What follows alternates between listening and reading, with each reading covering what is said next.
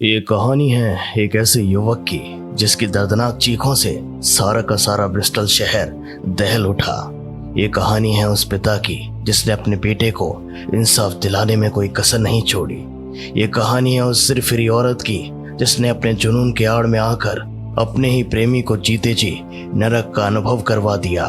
ये कहानी है मार्क वैन डोनजेन की जिसने अपने ऊपर हुए टॉर्चर से बचने के लिए कानून से इच्छा मृत्यु की मांग की।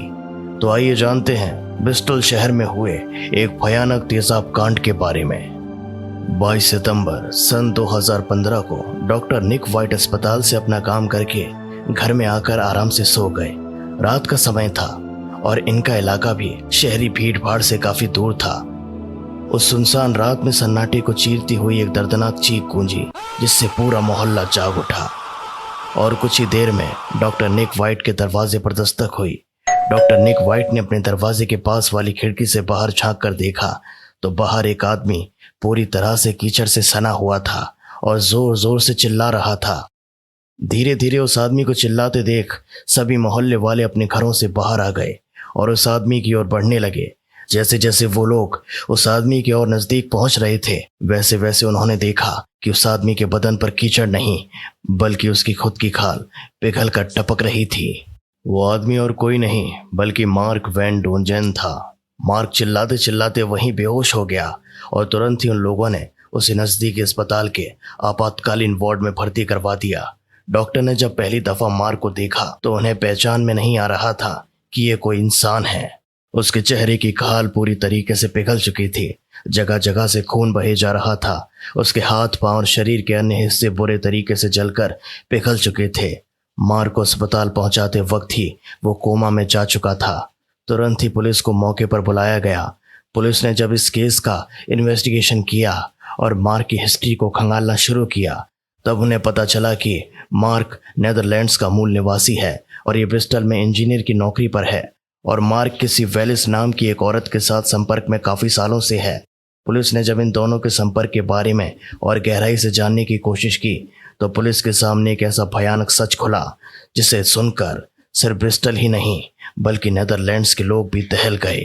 दरअसल मार्क अपने से 20 साल बड़ी वेलिस जिसकी उम्र उस वक्त 49 साल की थी उसके साथ पिछले 5 सालों से रिलेशनशिप में था। इनका रिश्ता काफी अच्छा चल रहा था लेकिन साल 2015 में आकर जुलाई के मंथ में इनका ब्रेकअप हो गया। वेलिस एक बहुत ही ज्यादा सिरफिरी औरत थी जिसका मार्क को यूं छोड़कर जाना बिल्कुल भी पसंद नहीं आया। जब वेलिस का इंटरव्यू लिया गया था तो इंटरव्यू के दौरान वेलिस ने पुलिस को बताया कि मार्क का उसे इस कदर छोड़ के जाने का अर्थ था उसके मुंह पर तमाचा मार कर जाना और जो उसके शान के खिलाफ था। जिस दिन उसका ब्रेकअप हुआ था उसके बाद के कई दिनों तक उसने मार्क से दोबारा संपर्क करने की कोशिश की, उसके साथ दोबारा रिलेशनशिप में आने की कोशिश की लेकिन मार्क की जिंदगी में कोई और औरत या लड़की आ चुकी थी। अपनी जगह किसी और को देखकर वेलिस से बर्दाश्त नहीं हुई और उसने उसी दिन मार्क से बदला लेने की ठानी और उसे बर्बाद करने की ठानी। वेलिस ने कई बार मार्क और उसकी नई गर्लफ्रेंड को धमकी भरे कॉल किए। मार्क ने कई दफा वेलिस के खिलाफ पुलिस में हैरेसमेंट की शिकायत की थी और पुलिस ने वेलिस को कई बार चेतावनी भी दी थी लेकिन वेलिस का जुनून इस कदर बढ़ चुका था कि उसे पुलिस की चेतावनी से कोई फर्क नहीं पड़ता। उसने सितंबर 2015 को अमेज़न से ऑनलाइन सल्फ्यूरिक एसिड मंगवाया और 22 सितंबर को मार्क को अपने घर बुलाया।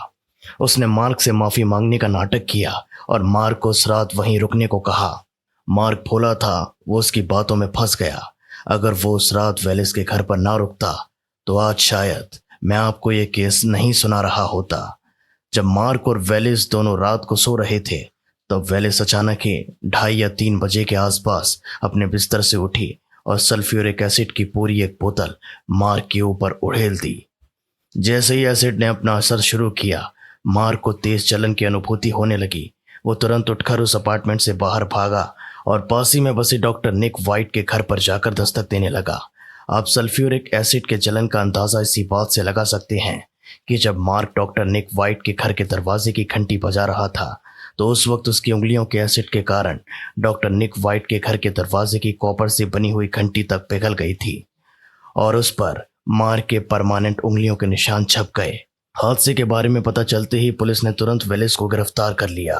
मार्क के पिता कीज वैन डोंजेन ने जब अपने बेटे की हालत देखी तो वो अपने बेटे को पहचान नहीं पा रहे थे। मार्क की हालत इस कदर खराब हो चुकी थी कि उसकी बाईं आंख से रोशनी चली गई थी और उसकी दाईं आंख इस तरह से इन्फेक्टेड थी कि केवल कुछ ही प्रतिशत उस आंख से मार्क को दिखाई दे रहा था। उसका शरीर 25% जल चुका था। वो अपने गले के नीचे से पूरी तरीके से पैरालाइज हो चुका था और उसके बाएं पैर में इन्फेक्शन इस कदर फैला हुआ था कि डॉक्टर को उसके बाएं पैर को एम्प्यूटी यानी कि काटना पड़ा। मार्क लगभग 4 महीने तक कोमा में रहा। जब जनवरी में उसे होश आया तब उसे इस बात का एहसास हुआ कि मार्क के गले में भी एसिड ने इस कदर तहलका मचाया हुआ है कि मार्क सिर्फ अपने जीभ को और अपने मुंह को हिला सकता है, लेकिन वो बोल नहीं सकता। वो सिर्फ अपनी जीभ को बाहर निकाल कर वार्तालाप करता था। उसे खाना पीना भी ट्यूब से फीड कराया जा रहा था। वो ना तो खुद से खा सकता था, ना ही टॉयलेट जा सकता था। लेकिन इसके कुछ ही वक्त बाद, लगभग 25 दिनों के बाद, मार्क ने स्पीकिंग वॉल्व के जरिए बोलना शुरू किया। उसके इस हालत को देखकर डॉक्टर ने उसे केयर होम में परमानेंटली शिफ्ट कराने का आदेश दिया। लेकिन केयर होम में सिर्फ एक रात बिताने के बाद ही मार्क ने वहां से अपने पिता को कॉल करके उसे दोबारा अपने घर ले जाने की दरख्वास्त की। उसके पिता ने बिना देर किए मार्क को वहां से छुट्टी करवाई और अपने साथ बेल्जियम लेकर आ गए। मार्क के पिता दिन रात अपने बेटे की हालत को देखकर दुखी होते रहे और उसे इंसाफ दिलाने की बात उससे कहते रहे और उसका हौसला बढ़ाते रहे। लेकिन बात हाथ से तब निकल गई जब मार्क को इस बात का पता चला कि उसके लंग्स में इन्फेक्शन हो गया है और डॉक्टर उसके लंग्स में कोई ट्यूब को डालेगा, जिसकी वजह से वो अब बोल नहीं सकता। इस बात का सदमा मार्क को बर्दाश्त नहीं हुआ और उसने सरकार से इच्छा मृत्यु की मांग की।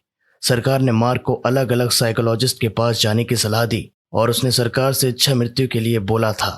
आखिरकार जनवरी 2, 2017 की शाम को 7:15 पर मार्क को यूथेनेसिया दिया गया और डॉक्टर ने उसे मृत घोषित कर दिया। मार्क के ऊपर हुए एसिड अटैक में वॉलिस को दोषी पाया गया और उसे उम्र कैद की सजा सुनाई गई।